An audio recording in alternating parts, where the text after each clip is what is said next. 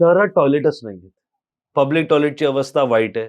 आज महिलांना, मुलांना का आज एक ऑफिस जाणारा व्यक्ती आहे, त्याला एक मीटिंगला जायचंय, रस्त्यात आहे, तर तो बोलतो, "जाऊ दे बाबा, अशीच मीटिंग करतो, बघीन जेव्हा वेळ मिळेल." त्यामुळे आपल्याकडे ही सॅनिटायझेशन, सिव्हिक सेन्स हे सगळं म्हणजे बी पण देते की नाही देते? म्हणजे कुठे जे आबादी वाढतीये, नाही. अनधिकृत झोपडपट्टी वाढते, काय कुठे झालेलं कमी आहे, पडतोय? हे आपला जो टॉयलेट आहे, त्या टॉयलेटला लिमिटेशन आहेत कन्व्हेन्शनल टॉयलेटला. जसं मी मगाशी म्हणालो WC असतो. तर WCला काय होतं, कंपल्सरी तुम्हाला बाय सीवर पाठवावं लागतं पाणी, बाय ग्रॅव्हिटी पाठवावं लागतं. आता हे ग्रॅव्हिटीने पाठवायचं तर तुम्हाला स्लोप द्यायला पाहिजेत. आता स्लोप द्यायला पाहिजेत तर काय आहे, की तो स्लोपने आल्यानंतर तुम्हाला ती महापालिकेची लाईन त्याला अवेलेबल पाहिजे त्या ठिकाणी. हां, त्याच्यामधून जायला त्याची फिजिबिलिटी पाहिजे पुन्हा. तर ह्या सगळ्या गोष्टी असल्यामुळे अडचणी आहेत. दुसरं महत्त्वाचं काय, त्याच्यामध्ये सिपेजचा चान्सेस असतो. मी याला सोल्युशन म्हणून मी गेली 2 वर्षापासून एक इलेक्ट्रिकली ऑपरेटेड टॉयलेट डेव्हलप केलेला आहे, जो आता आम्ही बऱ्याच ठिकाणी देतो आहोत.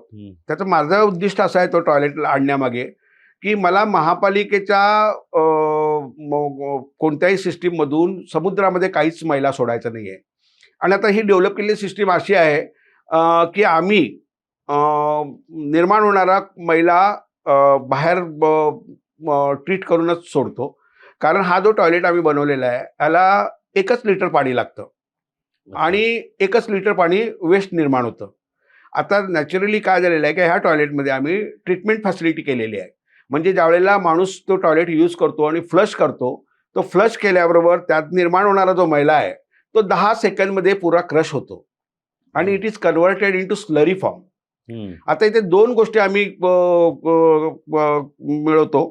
पहिली गोष्ट, तो मैला आहे त्याला पुश करण्यासाठी मला 10 लिटर पाणी लागत नाही. 1च लिटरमध्ये माझं काम भागतंय. म्हणजे 1 लिटर इन्क्लुडिंग फॉसेटला वापरलेलं पाणी. आता हा मैला 10 सेकंदच्या पिरियडमध्ये 100 फूट लांब आम्ही फेकतो हॉरिझॉन्टली किंवा 15 फूट वरती फेकतो, जसं रिक्वायरमेंट असेल तशी. आणि तो जातो कशामधून, तो 3/4 इंच पाईपमधून जातो, हिरव्या होस पाईपमधून, विच इज म्हणजे लोकांच्या कल्पनेच्या बाहेरची सिस्टीम आहे. आणि हे करत असताना मगाशी जसं मी म्हणालो, की एअर पोल्युशन आपल्याला टाळलं पाहिजे, जे सिवरचं पोल्युशन होतं ते. इथे आमच्याकडे तो जे गॅसेस निर्माण होतात, ते gases get dissolve in the water and it carried with the water. आता ही सिस्टीम लावायला सुरुवात केली, बऱ्याच चाळीमध्ये लावली, गिरगावमध्ये वगैरे आम्ही बऱ्याच ठिकाणी. आम्ही एक आपले टाटा हॉस्पिटलचे डायरेक्टर आहेत, त्यांची हेरिटेज बिल्डिंग असल्यामुळे त्यांच्याकडे टॉयलेट नव्हता. त्यांना आम्ही त्यांच्या स्टोअर रूममध्ये टॉयलेट लावून दिलं आहे आणि त्यांच्या भिंतीवरून असं 30 फुटावरून आम्ही क्लॅम्पिंग करून त्याची सीवर लाईन बाहेर घेतली आणि बाहेर सीवर लाईनमध्ये टाकलेलं आहे पाणी. तर तिथे लावल्यानंतर एक हॉटेलमध्ये मी एक युरिनल होती, दुर्गा भवन म्हणून एक हॉटेल आहे जे हॉस्पिटलच्या समोर आलमासच्या बाजूला. तिथे मी त्यांचा युरिनल काढला आणि तिथे मी हा टॉयलेट लावून दिला. आता ह्याचा फायदा काय झाला, पहिला तो युरिनल होता तो फक्त पुरुष वापरायचे. आता मी हा टॉयलेट लावल्यामुळे त्या हॉटेलमध्ये येणारे महिला पुरुष दोघं पण ते टॉयलेट वापरतात. आता त्याच्यानंतर आम्ही बसेसमध्ये लावले हे टॉयलेट्स. बसेसमध्ये आम्ही सिस्टीम अशी दिली आहे, की पाण्याची टाकी पण दिली आणि वेस्ट वॉटरची टाकी पण दिली.